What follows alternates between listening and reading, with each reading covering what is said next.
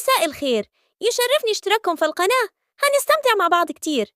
قصة حياة عبد السلام النابلسي الكونت الذي ضحكت له الشاشة وبكى في صمت خلفها. ولد عبد السلام النابلسي في 23 من شهر أغسطس عام 1899 في منطقة عكار شمال مدينة طرابلس اللبنانية. ورغم نشأته في لبنان فإن أصوله تعود إلى مدينة نابلس في فلسطين، حيث نشأ في بيت عريق امتهن أهله القضاء والفقه. في سن الشباب رحل إلى مصر ليلتحق بالأزهر الشريف، حيث حفظ القرآن الكريم وتعلم العربية والفرنسية والإنجليزية، لكنه سرعان ما انجذب إلى عالم آخر، عالم الصحافة والفن.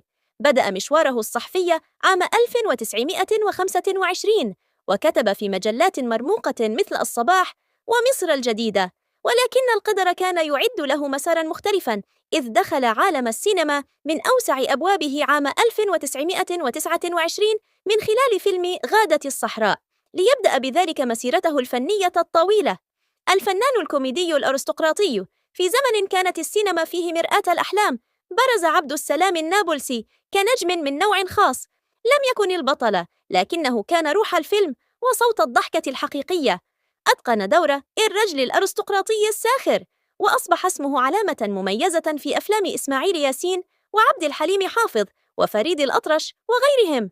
كان فريداً في أداء أدواره، فكان يضحك دون تكلف ويعلق بأسلوب خفيف وساخر يخترق القلوب. الحب المتأخر طوال حياته، أعلن النابلسي رفضه التام لفكرة الزواج، وكان يقول ساخراً: الزواج سجن أختار ألا أدخله. لكن الحب لا يعترف بالقواعد، ففي سن 60 تعرف إلى الفتاة اللبنانية جورجيت سابات، إحدى معجباته، فهام بها عشقاً وتزوجها رغم معارضة أهلها. الصداقة مع فريد الأطرش. علاقة الفنان عبد السلام النابلسي بالموسيقار فريد الأطرش كانت علاقة صداقة وثيقة ومبنية على الاحترام المتبادل والتعاون الفني المستمر. بدأ هذا التعاون منذ أوائل الأربعينيات، حيث ظهرا معا في العديد من الأفلام التي تجمع بين التمثيل والموسيقى. وكان النابلسي دائما ما يلعب أدوارا كوميدية تعزز من طابع الأفلام، بينما كان الأطرش يضفي عليها طابعا موسيقيا رائعا. النابلسي كان يعجب بموهبة فريد الأطرش، ووصفه في العديد من المناسبات بأنه أستاذ في مجال العزف على آلة العود. من جهته كان الأطرش يعتبر النابلسي أحد أفضل الفنانين الكوميديين في مصر، وكان يثني على أسلوبه الفريد في أداء الأدوار الكومي. بعد وفاة عبد السلام النابلسي أظهر فريد الأطرش وفاءه له بشكل كبير، حيث تولى بنفسه ترتيبات جنازته وعبر عن حزنه العميق لفقدانه، مما يدل على العلاقة الإنسانية التي كانت تربطهما. وفاته المفاجئة في النهاية. كان عبد السلام النابلسي يعاني من عدة صعوبات في حياته، بما في ذلك التدهور الصحي الذي أدى إلى وفاته بشكل مفاجئ في 5 من يوليو عام 2068، قبل أن يتمكن من الخروج من تلك الأزمات.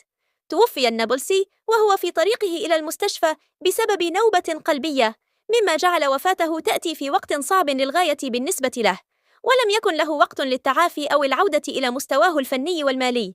رغم كل هذه الصعوبات، ترك عبد السلام النابلسي إرثاً فنياً مهماً في عالم السينما المصرية، وظل يذكر باعتباره واحداً من أبرز الفنانين الكوميديين الذين رسموا البسمة على وجوه المشاهدين. شكر لكم على المشاهدة، وبفكركم اشتركوا في القناة. سلام.